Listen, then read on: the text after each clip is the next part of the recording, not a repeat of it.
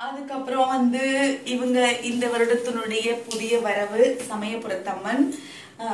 ரொம்ப பிரம்மாண்டமா இருக்காங்கல்ல. எனக்கு என்னமோ இவங்க முகத்தை பார்க்கும்போது என்னை பார்த்து சிரிக்கிற மாதிரியே இருக்கும். நான் ரொம்ப ரசிச்சு வாங்கின அம்மன்.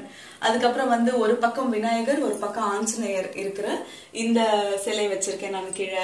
அதுக்கப்புறம் பாலாம்பிகை, இவங்களும் இந்த வருஷத்துடைய புதிய வரவு. இவங்க 2 பேரும் வந்து ஸ்ரீதேவி நாச்சியார், பூதேவி நாச்சியார். இவங்க ரங்கநாதர் பக்கத்துல இருக்கணும், ஆனா இவங்க புது வரவா வந்ததுனால இங்க வச்சிருக்கேன். அடுத்த வருஷம் அவர் பக்கத்துல போயிடுவாங்க. அதுக்கப்புறம் படிகளுக்கு கீழே அதாவது இதுதான் ஆரம்பம். இங்க வந்து கலசம், இதுதான் வந்து முதல் நாள் அமாவாசை அன்னைக்கு முதல்ல நான் ஸ்டார்ட் பண்ணும்போது வைக்கிறது. இவங்களை வச்சதுக்கு அப்புறம் தான் படியே வந்து ஆரம்பிப்பேன்.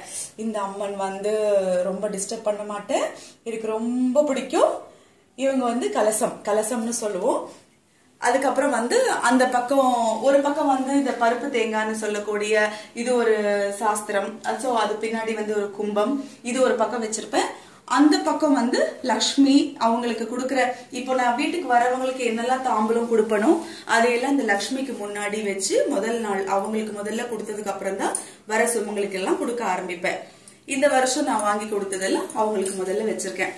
அதுக்கப்புறம் இந்த அம்மன் என்னன்னா, முதல் 3 நாள் வந்து துர்கையா அலங்காரம் பண்ணுவேன். அவங்களுக்கு வந்து பச்சை கலர்ல புடவை கட்டி அதே மாதிரி பூவெல்லாம் போட்டு அவங்களுக்கு துர்கையா அலங்காரம் பண்ணி அந்த அர்ச்சனை பண்ணுவேன்.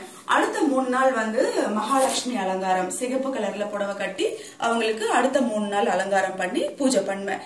கடைசி 3 நாள் வந்து சரஸ்வதியா வர்ணிச்சு அவங்களுக்கு அலங்காரம் பண்ணி பூஜை பண்ணுவேன். இந்த அம்மன்கள் வந்து எப்படி சொல்றது, நான் அவங்களோட பேசுவேன், அவ்வளவு பிடிக்கும்.